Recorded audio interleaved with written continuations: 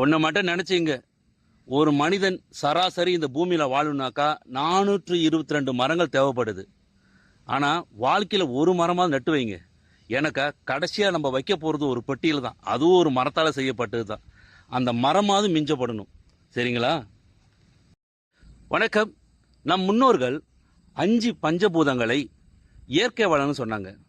ஆனா மரத்தை மட்டும் ஏன் தெய்வமா வணங்க சொல்லி ஆலயங்கள் நட்டு வச்சிருந்தாங்க உங்களுக்கு தெரியுங்களா? சொல்லுங்க பாப்போம். இந்த மரம் நமக்கு நம்ம தாய் வயிற்றுலேருந்து பிறந்த உடனேயே இந்த மரத்தில் உருவாக்கப்பட்ட ஆக்சிஜனை, காற்றை நம்ம சுவாசிக்க ஆரம்பிக்கிறோம். இதுலேருந்து உருவாக்கப்பட்ட பென்சில், நாக்காளி, மேசை, ஆடம்பர நாக்காளி, ஆடம்பர கட்டில், உங்கள் வீட்டில் இருக்கிற மேசை, நாக்காளி எல்லாமே எதில் உருவாக்கப்பட்டது? இந்த மரத்தால் உருவாக்கப்பட்டது. பள்ளி பருவத்தில் ஸ்கூல் போயிருப்பீங்கதானே, அதில் பயன்படுத்தி தானே இந்த மரத்தால் உருவாக்கப்பட்ட பொருட்களை பயன்படுத்தி இன்னைக்கு வாழ்க்கையில் உயர்ந்த நிலையில் இருக்கீங்க. ஆனால் அந்த மரத்தை நடுறதுக்கு யோசிக்கிறீங்க. இப்போ தெரியுதா ஆலயங்களில் ஏன் நம்ம முன்னோர்கள் மரங்கள் நட்டு வச்சிருந்தாங்க? அதுவும் மருத்துவம் குணம் கொண்ட மரங்களை நட்டு வச்சு தெய்வம் வணங்க சொன்னாங்க.